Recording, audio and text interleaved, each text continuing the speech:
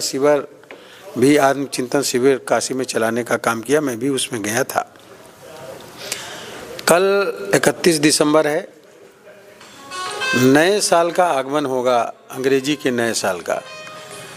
और देखा जाए तो नशे में एक साजिश के तहत विदेशी ताकतों द्वारा और हमारे देश के नशा बेचने वाले कुछ एजेंटों के द्वारा नई पीढ़ी को डुबोने का लगातार प्रयास हो रहा है।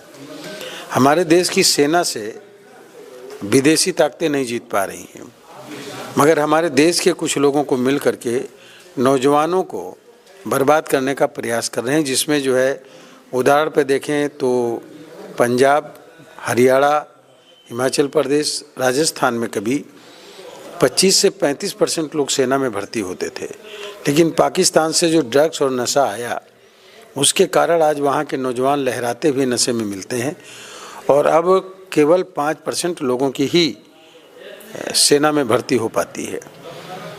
आदरणीय प्रधानमंत्री नरेंद्र मोदी जी ने साफ तौर पे ये बात कही है, नशा मुक्त युवा फॉर विकसित भारत। यानी अगर इस देश को विकसित बनाना है तो युवाओं को नशे से दूर रखना पड़ेगा और इसके लिए प्रधानमंत्री जी ने 3 दिन का शिविर भी आत्मचिंतन शिविर काशी में चलाने का काम किया, मैं भी उसमें गया था। कल 31 दिसंबर है, नए साल का आगमन होगा, अंग्रेजी के नए साल का। और उस अंग्रेजी के नए साल के आगमन पर लोग सेलिब्रेशन एक दिन पहले शुरू कर देते हैं। जगह जगह पूरे देश में सेलिब्रेशन होगा नए साल के आगमन पर और लोग पार्टी करेंगे। और पार्टी करेंगे तो पार्टी मतलब अब होता है नशे की पार्टी। शराब बेचने वाले लोग उसमें ऐलान कर देते हैं 1 पैक फ्री नए साल में, 1 सिगरेट फ्री। वो सिगरेट काहे की होती है, गांजे की या स्मैक की। और लोग पी करके फिर नशे में पड़ जाते हैं और शुरू कर देते हैं। कल पूरे देश में लाखों लोग नई पीढ़ी की नशे की शुरुआत लोगों के जाल में फंस करके करेंगे। इसलिए हमने तय किया कि नशे के खिलाफ एक पदयात्रा निकालने का काम करेंगे।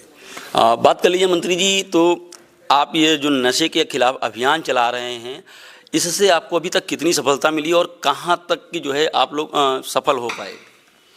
पूरे देश में नशा मुक्ति के आंदोलन में करीब 24 करोड़ देशवासियों को हम लोग नशा ना करने का संकल्प कराया है, लेकिन जो नशा लोगों ने छोड़ा है उनकी संख्या 25,000 से ऊपर है, जो नशा करते थे और उन्होंने छोड़ दिया।